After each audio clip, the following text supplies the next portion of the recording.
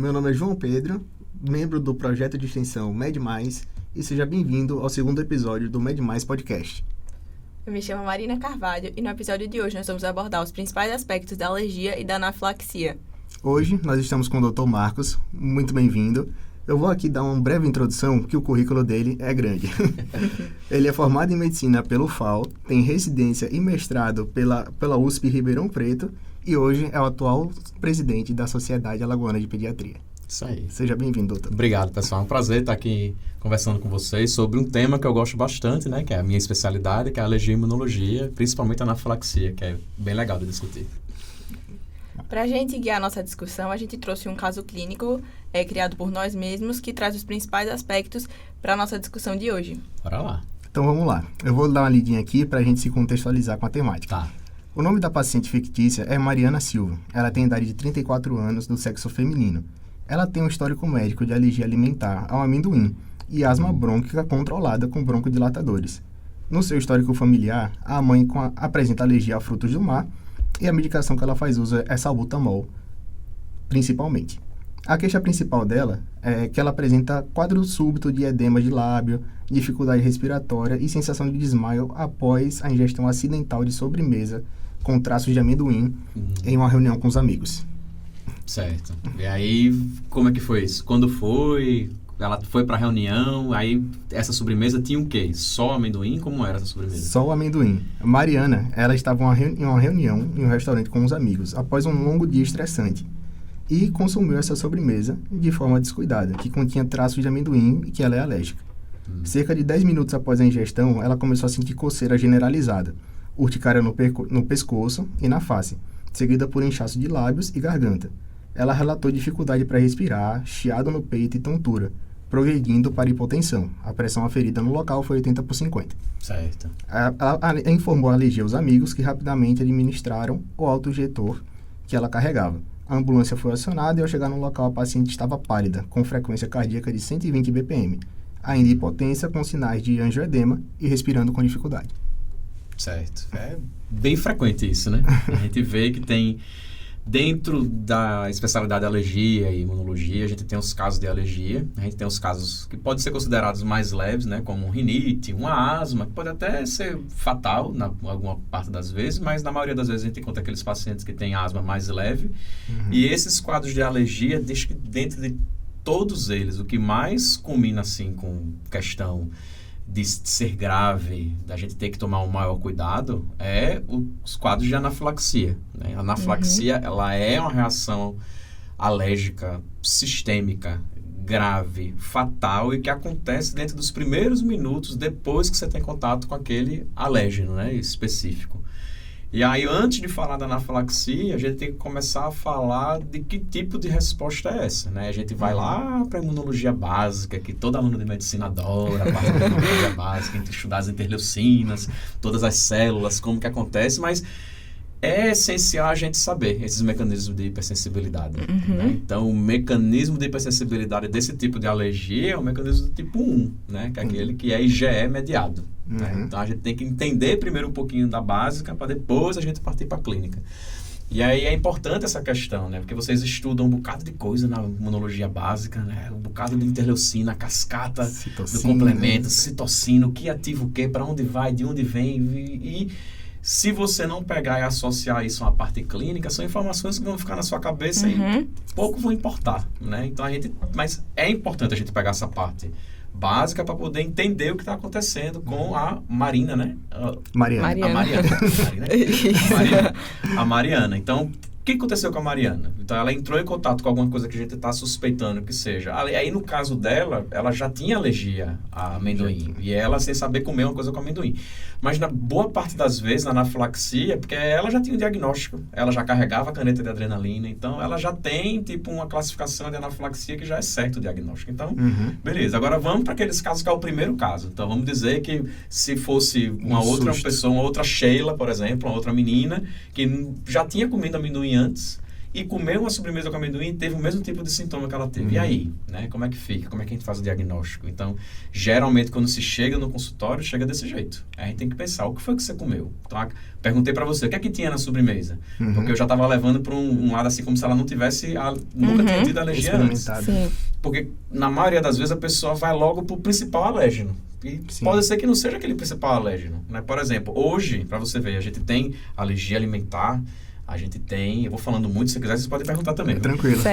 Nas alergias alimentares, a gente tem os 7 grandes alérgenos, né? Quando a gente pensa na alergia alimentar, a gente tem que pensar logo nesses 7. Entre eles, leite de vaca, soja, trigo, ovo, crustáceo, como camarão, e a gente pensa nisso. Mas tem um alérgeno que agora não é mais chamado de Big 7, a gente chama de Big 8, né? Que são os 8 principais alérgenos, e o que entrou foi o gergelim. Então você imagina, uma pessoa, vou no restaurante, no McDonald's, vou comer um hambúrguer. Aí a pessoa come um hambúrguer e tem uma anafilaxia. Aí, o que foi? O que será? Foi uma vamos dizer que não seja no McDonald's da vida, mas uma sanduicheria que bota manteiga no... Aí você pensa, não, pode ter sido a manteiga, agora a gente está tendo bastante paciente, porque as comidas do Oriente estão vindo aqui com bastante frequência para o Brasil, aqui para o Ocidente, e um dos alimentos que tem bastante naquela região é o gergelim, né? Que tem o óleo de gergelim, tem um bocado de coisa. Aí os casos de alergia a gergelim estão aparecendo cada vez mais agora. Então a gente tem que fazer essa história do diagnóstico, como é que faz, o que é que tinha no alimento. Então a gente tem que ir atrás do que tinha no alimento. Uma sobremesa de amendoim. Mas tinha só amendoim. Existe alguma possibilidade dela ter sensibilidade a alguma outra coisa dentro daquela sobremesa? Tem. Entendi. E a gente tem que ir perguntando e aí ver. E aí vem aquela questão. Anafilaxia.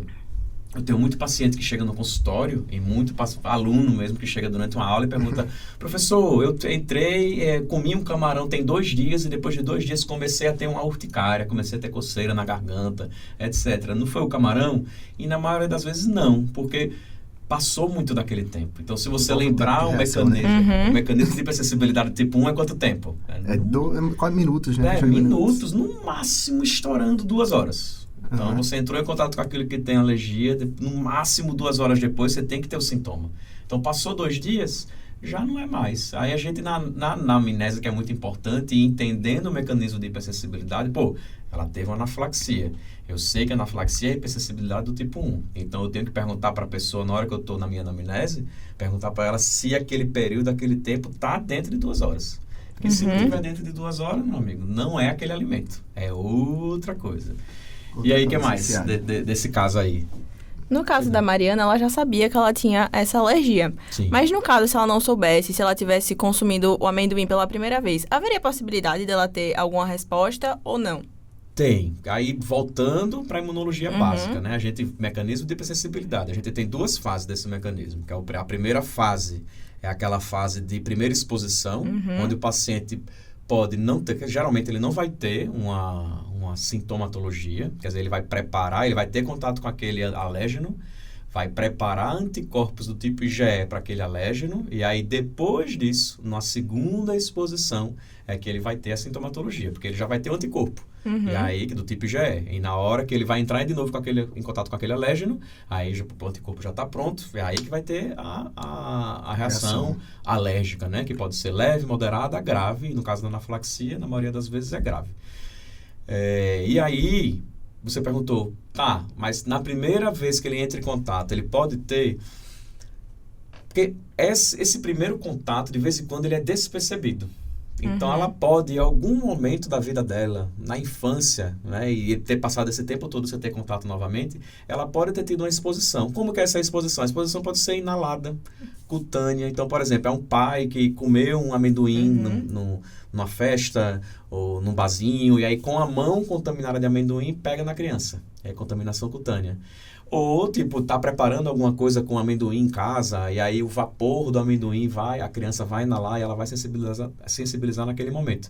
Ela não teve contato oral propriamente com o amendoim, não foi dado para ela, mas ela teve contato cutâneo ou inalatório de alguma maneira, sensibilizou, e aí quando toma de novo, né, acontece isso. E ainda tem os outros casos que são inexplicáveis, que a medicina ainda não conseguiu explicar, que você, por exemplo... Camarão, você come camarão a vida toda. E aí lá com 30 e poucos anos de idade, numa festa, ou por algum motivo você comeu camarão, e a partir daquele momento em diante, sensibilizou. É Chegou um comum, momento, né? fica muito comum. Chegou um momento que o seu sistema imunológico decidiu encarar o camarão como inimigo, meu amigo. Aí, a partir daquele momento para frente, acabou. Vai ter sempre alergia. Eu acho que isso é uma das coisas que gera mais dificuldade, assim, para os pacientes entenderem que ficam, nossa, mas eu comi camarão a vida inteira e passei a ter essa sensibilidade. E aí, muitas vezes, quando ocorre isso, eles procuram alguma forma de neutralizar essa sensibilidade. Há alguma maneira de fazer isso, digamos, o paciente... Talvez dessensibilizar, E o né? paciente procurar uma forma de se dessensibilizar. O que a gente vê muito frequente, Marina, é o paciente tomar um antialérgico e aí, vou comer camarão hoje. Toma um antialérgico e vai pra festinha ou pro bar comer um camarão. Brincando com o sistema. Brincando com o sistema. Não dá. Aí tem proteínas e proteínas. Quando a gente lida com a proteína específica do amendoim, que é do caso clínico, ou do camarão, essas proteínas, geralmente, elas são proteínas que a gente chama proteínas termoestáveis. O que é isso? É uma proteína que, se eu esquentar essa proteína, ela não perde a sua conformidade. É como se ela ficasse naquela estrutura tridimensional dela e ela não modifica. Ela não, que a gente chama de desnatura, né? Ao contrário, por exemplo, da proteína do leite ou da soja ou do ovo, né? Tem a lactoalbumina, que é uma das proteínas do leite. A lactoglobulina, que é outra proteína do leite.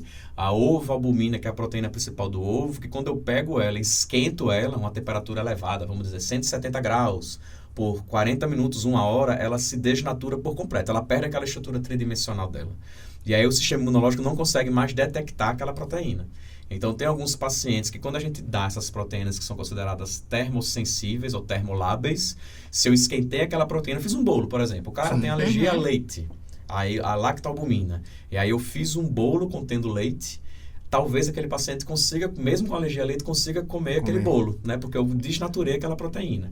Agora, proteína. E aí, falando das proteínas termoláveis primeiro, que são as sensíveis à temperatura. Esse tipo de proteína leva a um tempo de doença mais curto e é uma doença mais leve. Geralmente não está associada à anafilaxia, né? Etc. E aí, tipo, uma doença geralmente mais leve e ela dura um tempo menor. E o paciente consegue comer as coisas que a gente chama de baked, né? Que são os assados. Professor, nesses casos, nas termolábeis, Sim. o quadro clínico, ele pode ser confundido, por exemplo, tô comendo um bolo, tive uma certa reação, mas não necessariamente vou associar a uma alergia. Penso que talvez seja, enfim, qualquer outra situação e acabo não procurando. Alimentar. Aí a gente chega já nisso, porque quando a gente pega as alergias alimentares, a alergia alimentar é um tipo de reação adversa a alimento. Todas as reações adversas a alimentos fazem parte do mundo, né? E aí, dessas reações adversas a alimentos, a gente tem aquelas que são imunomediadas e as não imunomediadas. As não imunomediadas, a gente tem as, por exemplo, intoxicação. Se você come, por exemplo, um ovo podre, você vai ter diarreia, vai ter distensão abdominal, vai ter vômito. Isso não é um tipo de alergia, né? Isso é por causa de uma substância tóxica, bactérias que estão numa superpopulação ali que vai fazer mal para você. E aí, essas são não imunomediadas. A gente tem intoxicação escombroide também, que é feita por um peixe. Tem intolerância à lactose, que o pessoal costuma confundir bastante com alergia, né? Então, é um tipo de reação adversa não imunomediada. As reações adversas imunomediadas, a gente tem as alergias, que é a principal dela. E aí vem o caso da paciente que teve lá o amendoim. E aí, quando a gente estava falando das termoláveis, quando a gente vai para a termoestável, a proteína termoestável, que é a principal dela que vocês conhecem, é o camarão. O amendoim, no caso da paciente, também é um outro tipo de proteína que é termoestável. Geralmente, todo o pensamento que a gente faz é justamente ao contrário da termolável. Entendi. A termoestável, a doença, geralmente, ela é mais grave. Geralmente, ela está mais associada à anafilaxia. Geralmente, ela vai durar muito tempo na vida do paciente. Então, quando a gente sabe disso, que tipo de proteína que eu estou lidando, eu já consigo fazer uma orientação melhor para o meu paciente. Então, se ela chegar no meu consultório, doutor, eu vou ter essa alergia para sempre? Aí eu sei que o amendoim ela é termoestável e muito provavelmente ela vai ter isso pelo resto da vida. Quando o paciente chega com alergia a camarão, é o mesmo tipo de pensamento. E os remédios que a pessoa toma não adianta. Se a pessoa for ter anafilaxia, não existe nenhum remédio que você tome que vai prevenir aquela anafilaxia. Porque geralmente a anafilaxia é Não depende muito da quantidade de alérgeno, e aí é outra coisa que os pacientes confundem muito. Mas quando eu como pouco camarão, eu não tenho sintoma nenhum. Entendi. Quando eu como muito camarão, eu tenho sintoma. Então, isso tem nada a ver com alergia. Isso pode ser alguma outra, pode ser uma intoxicação. Com vírus, esse sistema funciona, né? Sabe o que aí vem, porque você vê, a alergia é um negócio que você tem que funcionar como se fosse um detetive, né? Você vai atrás das coisas, qual é a proteína, como é que funciona. O camarão em específico, o que é que os pescadores fazem? Eles pegam o camarão, jogam o camarão tipo numa baía, que é como se fosse uma baía de uma geladeira, que fica uma temperatura bem menor, né, para conservar o camarão, e eles jogam também um tipo de sulfito que conserva o camarão. E aí, de vez em quando, o cara pode ter uma hipersensibilidade ao sulfito e não tem problema nenhum com o camarão. Entendi. Então, isso daí do paciente comer bastante camarão e ter sintoma pode ser a substância que está conservando o camarão e não propriamente a proteína do camarão. E aí a gente tem que fazer esse tipo de investigação. Vamos testar o sulfito, testa o camarão, faz um GE específica para um, faz para outro. E aí a gente tem que... Mas a anafilaxia, como é o caso clínico dela, não adianta. Você pode tomar um frasco de corticoide, pode tomar um frasco de antialérgico, não adianta. O paciente vai ter a anafilaxia. Se for para ter, vai ter anafilaxia. Entendi. Isso aí. Essa diferenciação a gente faz, então, com base em uma investigação posterior ao caso, em questão de sintomatologia e tudo mais, né? Isso, aí é a principal coisa, né? Essa paciente é um tipo de paciente que vai chegar no pronto-socorro. Como você falou, a ajuda chegou, ela estava pálida, hipotensa, etc. E aí a gente tem que primeiro tirar o paciente. Não adianta fazer uma investigação agora. E lhe digo mais, não adianta fazer nenhum tipo de investigação dentro de 6 semanas depois da anafilaxia. A gente tem que esperar, porque o que acontece? O paciente vai estar grave, a gente tem que tirar aquilo. É uma situação ameaçadora à vida. Então, a gente tem que tirar o paciente daquela situação grave. Ele vai ficar bem. Pode até passar em consulta com o alergologista, mas o alergologista, nessa hora, vai dizer, a gente vai esperar 6 semanas, ou até mais do que isso, depois da primeira crise, para a gente poder fazer os testes de alergia, IgE específica, exames, etc. Por quê? Porque nessa hora, nesse momento, com uma reação sistêmica grave, etc., a carga de IgE que você consome, a carga de histamina que você utiliza para ter esse tipo de reação é muito grande. Então, você depleta todo o estoque de histamina que você tem uma desregulação imune que vai durar mais ou menos umas 6 semanas. Entendi. Então, por exemplo, é muito comum, né, isso é até prova de questão de título de especialista de alergia e imunologia, que se você fizer o teste, por exemplo, o cara comeu camarão, teve um amendoim, teve uma anafilaxia grave desse jeito e você decide fazer a investigação nas primeiras semanas, o teste vai vir negativo. E aí você vai estar dando a informação errônea para a paciente. Vai dizer para ela, você não tem alergia. Aqui, o teste deu negativo. E não é porque o teste falhou, é porque não foi o momento certo de fazer o teste. Então, é outra coisa que a gente tem que ter um conhecimento de fazer os testes adequados na hora adequada. Você fez o teste, 6 semanas depois, com certeza vai vir um teste positivo. E aí é isso. Anafilaxia, tiramos o paciente daquela parte crítica, né? Qual é o principal medicamento que a gente faz na anafilaxia? É a adrenalina. Né? É o único medicamento, não que vai evitar a crise, mas que vai fazer com que a crise fique mais grave, né? Combater a sintomatologia, né? É basicamente isso. Por exemplo, vamos dizer que o paciente comeu, né, o amendoim, que nem ela se vomitou toda e está cheia de amendoim na roupa. O que você tem que fazer? Tem que tirar o contato dela do amendoim. Então, vou tirar a roupa, limpo, tiro toda aquela secreção que tem amendoim de perto dela para não ter um contato de mais alérgeno. E depois disso, fazer aquele ABCDE que a gente faz em todo caso clínico grave. Fez o ABCDE, botou o paciente deitadinho, perna elevada, adrenalina. Deu adrenalina e aí espera a adrenalina fazer efeito enquanto o socorro chega. Tá muito longe do socorro, então você tem que levar a paciente para o socorro. A caneta de adrenalina, que a gente vai comentar aqui com certeza, não tem no Brasil. Sim. Ela tem, porque provavelmente ela deve ter importado, porque o pessoal consegue importar a caneta. A gente utiliza essa caneta uma vez a cada 5 minutos. Então, por exemplo, ela vai demorar 10 minutos para chegar no pronto atendimento, tem que usar pelo menos umas 2 canetas aí até chegar lá, entendeu? E no caso, essa caneta de adrenalina que a gente conhece muito por EpiPen, né, a epinefrina, ela ainda não está disponível no Brasil. E qual é uma outra alternativa que a gente pode fazer enquanto ela ainda não está disponível? E se a gente tem previsão já de quando ela pode estar disponível, como é que a gente faz nesse tipo de situação? A caneta de adrenalina é difícil por causa disso. A gente tem as marcas americanas e as europeias que a gente acaba importando para o Brasil, né? Nesses casos que a gente diagnostica o paciente com anafilaxia, precisa carregar a caneta, porque ela é salvadora, né? Ela salva, ela tira o paciente da crise da anafilaxia. E a gente precisa ter ela aqui. Não temos, né? A Anvisa ainda não liberou.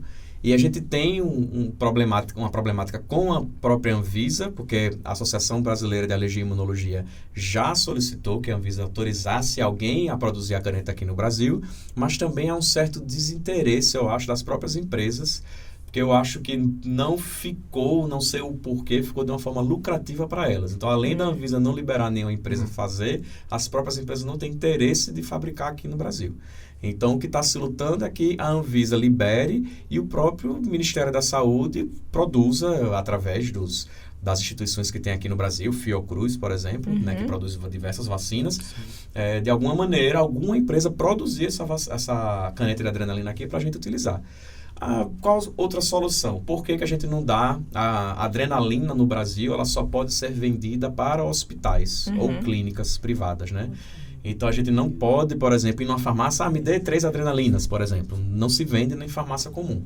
Então, é só um certificado hospitalar que consegue comprar a adrenalina, porque ela tem seus efeitos colaterais também, né? Você utilizar a adrenalina de forma inadvertida pode levar a ataque cardíaco supraventricular, ataque a arritmias, o paciente pode morrer também, né? Ficar hipertenso, ter até um AVC.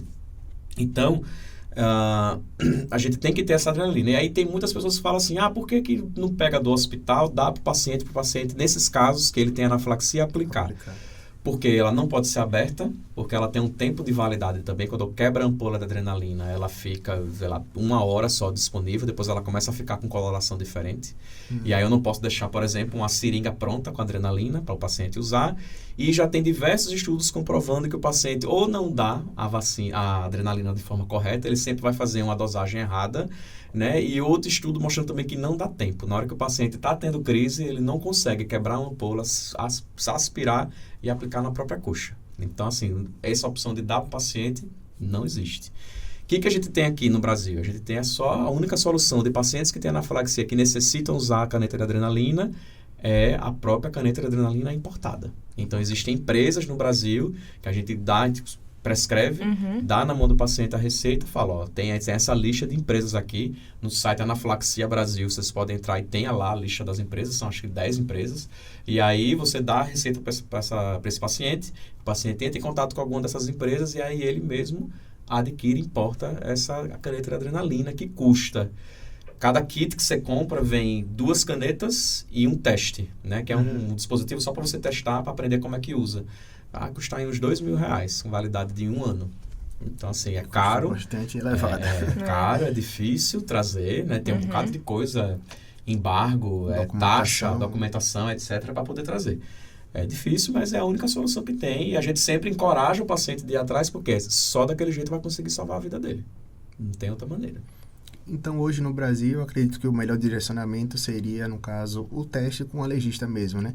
Talvez essa identificação prévia para que possa se evitar o consumo da substância e não ficar dependente, talvez, de uma caneta, né? Isso para todas as alergias que existem. Procurem um alergologista. Eu vou dar o exemplo bem prático, que é o exemplo da amoxicilina.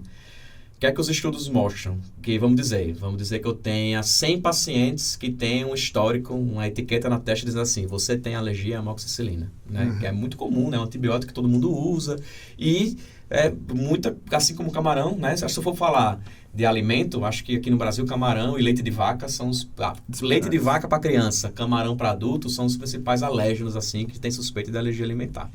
Se eu for para antibiótico, a amoxicilina é disparado, né? Um bocado de gente tem alergia à amoxicilina.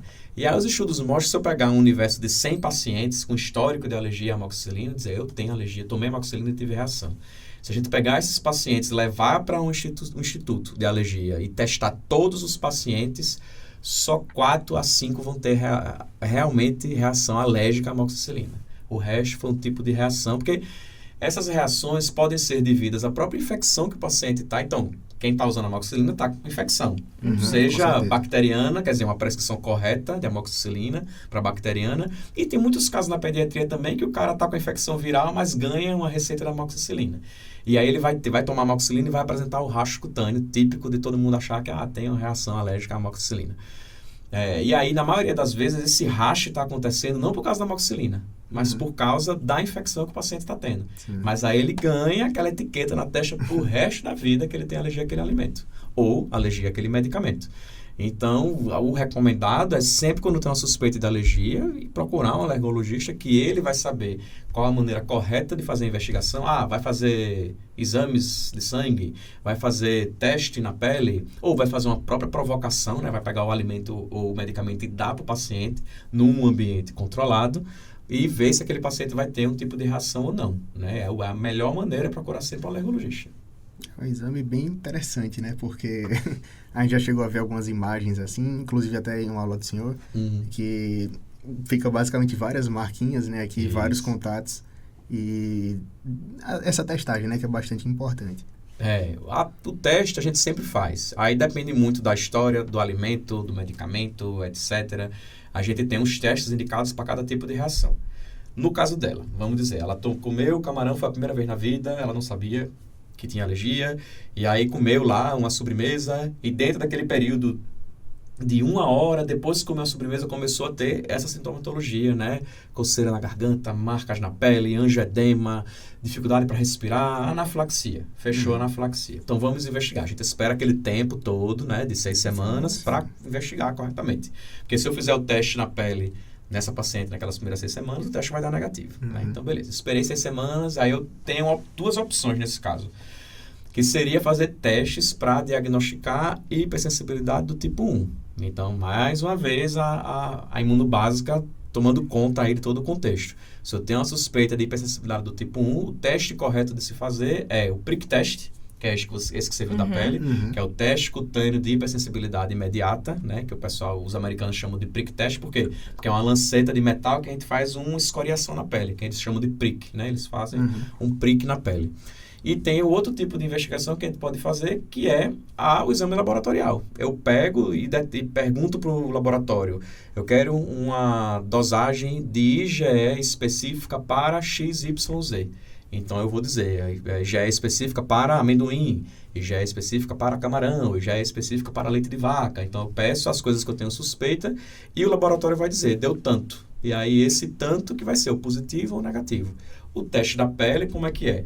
Tem extratos preparados com essas substâncias, amendoim, camarão, leite, ovo, soja, etc. E aí eu boto uma substância dessa, uma gotinha da substância na pele e faço uma escoriação. O que acontece? Embaixo da pele eu tenho um mastócito e o mastócito na sua superfície, se tiver uma IgE específica para aquela substância, ele vai degranular e vai ter uma pequena, seria como se fosse uma pequena anafilaxia localizada naquele pequeno localzinho que eu botei ali na pele. E aí vai formar uma pápula vermelha que coça naquela região. Se formar, aí eu digo, o paciente tem sensibilidade àquela substância ali. E aí vem outra coisa que muita gente gosta de fazer, né? Quero fazer teste para tudo. Então, vou fazer teste. Eu nunca comi camarão na vida, doutor. Vou fazer o teste. Vamos fazer o teste para ver se eu tenho alergia a camarão?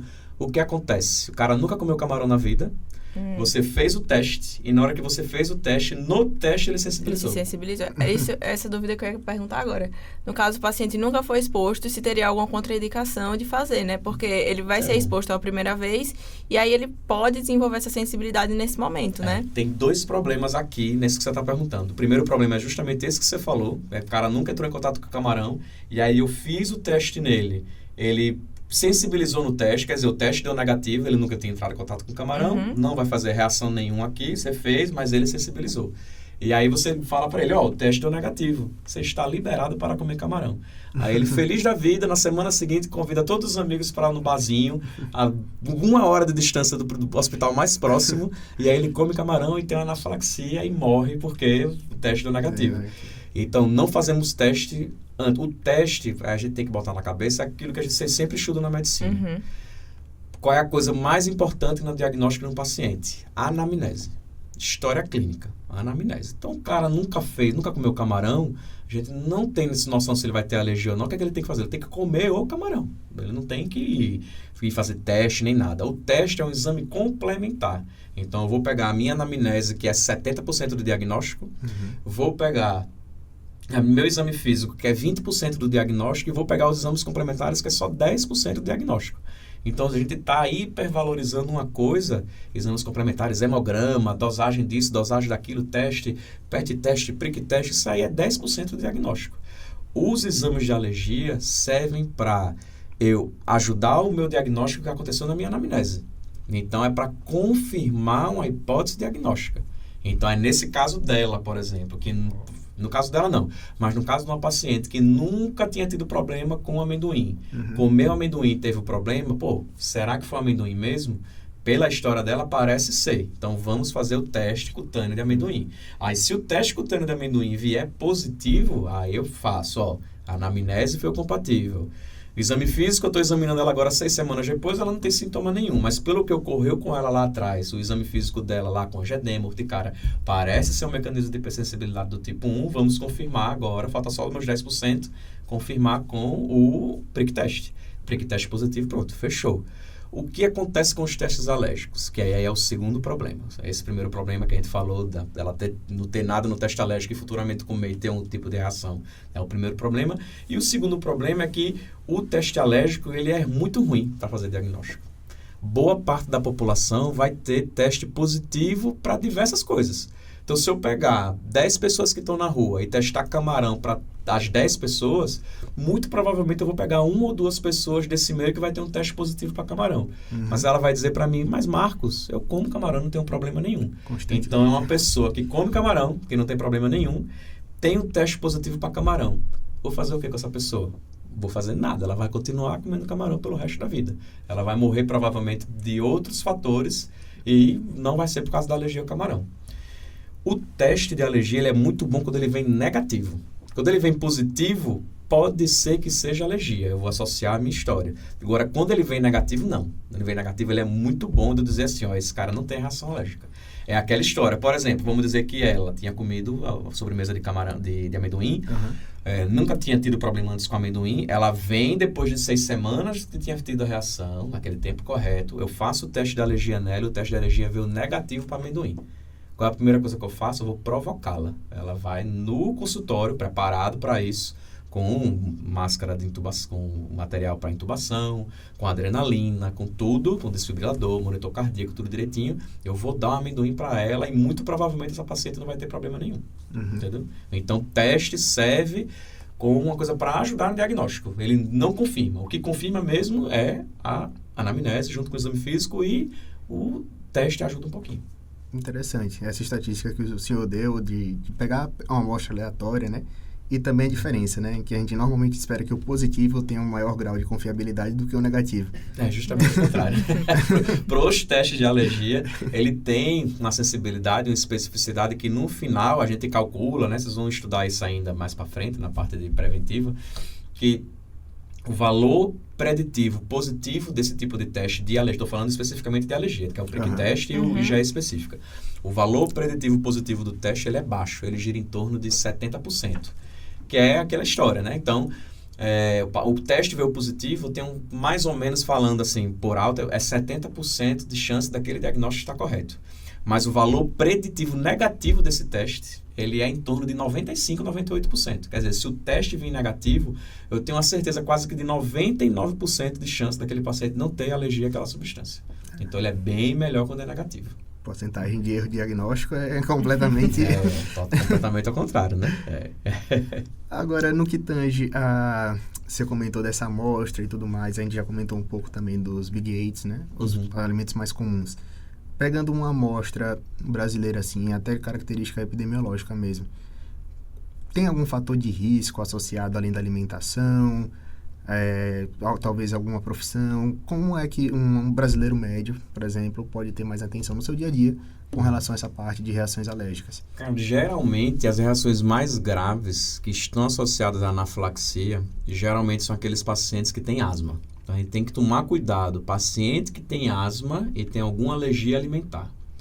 Então, é por isso que a gente sempre pergunta. Nunca fica, por exemplo, se ela passasse consulta comigo, né, eu iria perguntar de rinite alérgica. A nossa paciente tinha. Então, rinite alérgica, asma, né? Ela tinha asma, ela fazia tratamento com salbutamol, né? Salbutamol. Usava salbutamol. Então, a gente tem que ver. Paciente que tem alergia alimentar e tem asma, ou paciente que tem asma, é o contrário também, começa a ter uma alergia alimentar, a gente tem que ficar de orelha em pé pensando em anafilaxia. Então, nunca teve anafilaxia. Se ela nunca teve anafilaxia, eu não vou, por exemplo, só porque ela tem uma alergia alimentar leve, por exemplo, só uma urticária, alguma coisa assim, e tem asma, eu não prescreveria adrenalina. Mas a partir do primeiro momento que ela teve uma anafilaxia, dali para frente, ela tem que carregar uma caneta de adrenalina com ela.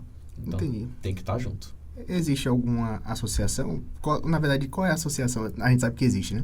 Mas qual seria a associação da asma com esse processo anafilático? Seria comprometimento do sistema respiratório? Isso, a gente já sabe que a asma ela é uma doença IgE mediata também, mas ela é mista, né? Ela pode ter diversos fatores imunológicos que podem estar causando aquela asma ali, mas geralmente o paciente que tem asma, ele já tem uma via aérea mais comprometida, mais constantemente inflamada. Então, a facilidade muito grande. Então, de ocorrer um sintoma mais grave. Então, o paciente está com a via aérea inflamada e aí come uma coisa que tem alergia que vai inflamar mais ainda o sistema todo, né? Porque é uma reação sistêmica na anafilaxia.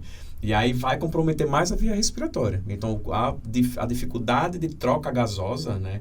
De absorção de oxigênio, eliminação de CO2, vai ficar bem pior. E aí o paciente pode ter reação grave que não consegue chegar nem de vez em quando no pronto-socorro. Então, e é muito comum, né? A gente está vendo acontecer alergias desse jeito, como respiratórias, alimentares, cada vez mais no mundo, né? E a gente não sabe o porquê isso está acontecendo. Porque, qual é a teoria? Existem diversas teorias da higiene, e aí que tendem a gente a pensar por que está acontecendo. Está cada vez crescendo mais. Nos últimos 10 anos, o número de pacientes que foram atendidos no pronto-socorro nos Estados Unidos subiu 400%. Então, aumentou, assim, exponencialmente, né? Então, a gente está vendo cada vez acontecer mais. Por que está acontecendo? Não sabemos direito, né? Tem diversas teorias da higiene, teoria da desbiose intestinal, tem um bocado de coisa, né? A gente está saindo de ambientes mais rurais, vindo para ambientes mais urbanos. Não estamos mais brincando no play ali embaixo, fica só no apartamento, tela de celular, videogame, televisão, e não está como criança brincando e se expondo a outras coisas, né? A alérgena, que é a que a gente chama de vitamina S, né? Que é de sujeira. A gente não está se expondo mais à sujeira. Então, ele está cada vez mais higiênico, mais limpo. E isso pode levar a um aumento maior, um aumento de casos de alergia no mundo todo. A gente está vendo direto isso.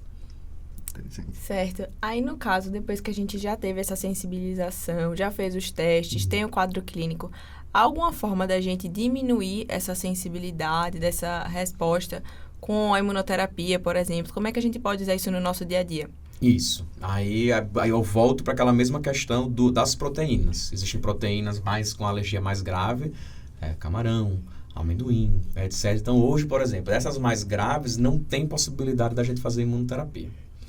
Tem diversas... O camarão, acho que é uma das proteínas mais estudadas no mundo todo, por todos os alergologistas. Como é que a gente pode fazer um paciente que tem sensibilidade ao camarão conseguir comer o camarão? Então, já foi feito diversos estudos com diversos imunobiológicos possíveis e imagináveis, de tentar fazer imunoterapia e não se conseguir. Hoje, na medicina, não existe uma maneira de a gente fazer imunoterapia para camarão. Então, camarão não tem como. Amendoim era uma proteína, do mesmo jeito do camarão, desse mesmo pensamento, né? Mais alergênica, mais grave, com anafilaxia, que dura pelo resto da vida. E aí, tentou-se também fazer, porque aqui no Brasil, a gente não tem muito costume de ter alergia a amendoim. O americano, que ele tem mais costume de ter na sua dieta, no seu dia a dia, o amendoim. Visto que as crianças têm a pasta de amendoim que se usa no sanduíche, que eles usam bastante lá, vários filmes, né? Então a gente vê nos filmes americanos o pessoal tomando, mas aqui no Brasil a gente não tem esse costume, né? Então, no Brasil existe alergia a amendoim, mas não tem com tanta intensidade quantidade como nos Estados Unidos. E lá eles testaram bastante isso do amendoim, né? E aí eles viram que tem uma possibilidade, né, de fazer imunoterapia. Os estudos antigos eram assim, não tinha imunobiológico ainda. Então, eles tentavam fazer imunoterapia intralinfática, epidérmica, sublingual, subcutânea, etc., com amendoim. E a taxa de sucesso era muito baixa, 50% de sucesso. Então, imagina, você fazer a imunoterapia e ainda ter 50% de chance de quando você comer amendoim, você ter uma reação alérgica. É péssimo isso, né? Então, assim, não presta. Mas nos últimos anos, nos últimos 5 anos, começou-se a realizar a imunoterapia para amendoim utilizando imunobiológico, né? Que são aqueles remédios mais recentes, inibidores de interleucina 3, interleucina 4, 13, etc. Que você fazendo a dessensibilização no período que você está usando esse imunobiológico, a taxa de sucesso, né, aumenta para 70% a 80%. Então, você sai de 50% para 70% a 80% de sucesso. Então, hoje, por exemplo, amendoim, aqui no Brasil não é muito frequente, mas lá fora eles estão fazendo sim. E quando a gente parte para outras proteínas, como ovo, leite de vaca principalmente, leite de vaca eu acho que é o principal hoje que a gente faz imunoterapia para tentar desensibilizar o paciente. Porque são proteínas que a gente tem uma taxa de sucesso muito alta na dessensibilização. A gente consegue, e ainda mais agora, com o imunobiológico, o negócio foi para quase 100% de sucesso. Então, a gente faz. O que acontece no leite de vaca é que, na maioria das vezes, o paciente, em torno de 4, 5 anos de dieta de exclusão, o paciente, naturalmente, ele consegue a tolerar o leite de vaca. Mas tem alguns casos, mas vai jura em torno de 70% a 80% dos pacientes. Mas tem aquela porcentagem de 20% a 30% que mesmo depois de 4, 5 anos, que aí já é a idade que a criança está na escola, a exposição já é mais perigosa, porque ela está na escola, um coleguinha vai e bota um leite de uma coisa com um derivado do leite de vaca na boca, uma manteiga, um pãozinho com chocolate, alguma coisa assim. E aí o paciente pode ter reação grave por conta disso. Então, essa paciente, 20%, 30%, que passou 4, 5 anos, continua com alergia a leite de vaca, esse está em indicação clássica de a gente fazer imunoterapia. Ou, antes dessa faixa etária, quando o paciente tem reação muito, muito, muito grave. E mesmo você fazendo todo o cuidado necessário, talher específico, vasilhas específicas para aquele, panelas, tudo direitinho, o paciente continua tendo crise. Então, esses pacientes, mesmo antes de 4 anos de idade, 5 anos de idade, a gente pode fazer imunoterapia para eles também. Legal. Interessante. Agora, professor, a gente sabe que em grande parte das doenças nós temos as medidas farmacológicas e não farmacológicas no tratamento, né? Sim. Até que ponto um estilo de vida saudável, um estilo de vida que preza por uma saúde, bom sono, regular, e o cenário oposto, uma pessoa que se alimenta mal, se estressa mal, sedentária, com alto IMC, qual o impacto que o estilo de vida tem nesses processos de alergia? Ou se tem, se não tem? Tem toda a relação. A gente, o paciente que tem um hábito de vida com alimentação inadequada, por exemplo, comendo ultraprocessados, alimentos industrializados com corante, conservante, etc. E aí é outra coisa que a gente tem que comentar aqui, que é a questão do corante, né? Me lembro de falar depois.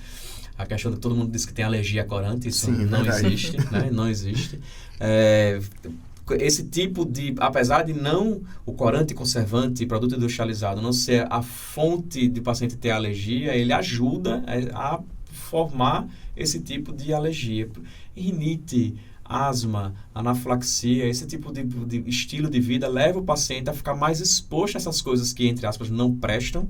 E aí vai ter uma desregulação da própria microbiota intestinal, levando a maior exposição a proteínas que podem levar a uma maior sensibilidade do sistema imunológico, causando assim reação alérgica. Então a gente tem que extrapolar, levar uma vida assim louca, como se amanhã não fosse existir mais. A gente não pode fazer isso, porque vai comprometer, além de todo o resto da saúde, a parte imunológica também. Tanto dessa parte alérgica, como a gente está falando da anafilaxia, rinite e asma, como a parte imunológica para a infecção também. Então, uma dieta inadequada está comprovadamente mostrado na ciência que o paciente vai ter um comprometimento imunológico, vai ter mais otite de repetição, mais infecções respiratórias, infecções virais de repetição, herpes, candidíase de repetição. Então, a primeira coisa que o paciente chega, porque a gente tem uma mania no Brasil de tudo querer ser tratado farmacologicamente, né? Para tudo tem que existir um remédio. E o remédio tem que atuar o mais rápido possível, não adianta esperar, né? E tem que servir para tudo também. É um remédio que serve para tudo. No Brasil tem isso, né? A gente tem essa cultura, não só no Brasil, no mundo todo, mas aqui parece que é exacerbado isso. E aí a gente tem isso da medida não farmacológica, às vezes, ser até mais importante que a farmacológica. Por exemplo, eu tenho muitos pacientes que chegam no consultório com essa questão, meu filho vive infectando, né? Meu filho está pegando resfriados de repetição. Já esse ano que passou aqui, ele teve 3 pneumonias, né? Teve infecção de ouvido, teve sinusite, teve que usar antibióticos 5 vezes esse ano já. E aí, a primeira coisa que eu faço é fazer um recordatório alimentar da criança, ver como é que está o sono daquela criança, ou até do adulto mesmo. Como é que está o sono, como é que está fazendo exercício físico. Tá em um ambiente que é muito comum, aqui em Alagoas a gente nem vê tanto assim, mas quando vai para a região sul a gente vê bastante acontecer, que é tabaco. Então, sim, tabagismo, aqui, graças a Deus a gente não tem muita frequência de tabagismo aqui no Nordeste, mas a criança que está presente no ambiente, que o pai é tabagista, ou o próprio paciente que tem esse tipo de queixa e é tabagista, a primeira coisa que tem que fazer é tirar o tabaco do meio, né? Porque o tabaco vai irritar a via aérea, vai deixar o sistema imunológico todo de cabeça para baixo. Né? Então, aquilo que eu estava falando, exercício físico, dieta, uma boa noite de sono, ficar longe do tabaco e se imunizar, né? Então, vacinação. A gente teve uma queda muito importante das taxas de vacinação da pandemia para cá, né? Agora começou a dar uma melhorada, graças a Deus, mas é isso, né? Aí, tipo, quando o pai chega, ou o próprio paciente chega com esse tipo de queixa, estou infectando com frequência, eu faço essas perguntas iniciais, né? Como é que está o sono, exercício físico, como é que está a alimentação? Porque aí, na maioria das vezes, o problema está ali. E não existe, assim como todos vocês que querem, façam estudantes de medicina. Eu atendi hoje uma estudante de medicina com infecções de repetição. E ela está no último período, né? E ela começou a ter essas infecções de repetição no último período. Por que isso está acontecendo? A rotina que é estressante demais, cara. Eu vou dizer para ela, descanse. De vez em quando não tem como. Mas ela tem que, na maneira do possível, que ela tiver um horáriozinho tranquilo, ela fazer uma meditaçãozinha. Isso ajuda pra caramba você ficar zen com você mesmo, o sistema imunológico vai funcionar tranquilo, tá? Então, dieta. Aí quando eu vou fazer a investigação, aí tá tudo errado, né? A pessoa não tá dormindo direito, tá dormindo 2 da manhã na tela do celular o tempo todo, não pratica esporte nenhum. A alimentação, só como fast food. E aí, quando a gente conserta, eu tenho diversos pacientes que quando chegam, estão com alguma coisa errada aí no meio, eu corrijo esse basal, medida não farmacológica, e o paciente volta depois de 2, 3, 4 semanas, melhorou bastante. Né? Por que será? Então, assim, isso tudo que você falou é importante, interfere pra caramba. Depois disso, não melhorou nada, a gente vai usar, né, alguma medida farmacológica, fazer uma investigação, dosar as vitaminas, ver como é que tá. De vez em quando a deficiência de vitamina D, né, que é muito importante para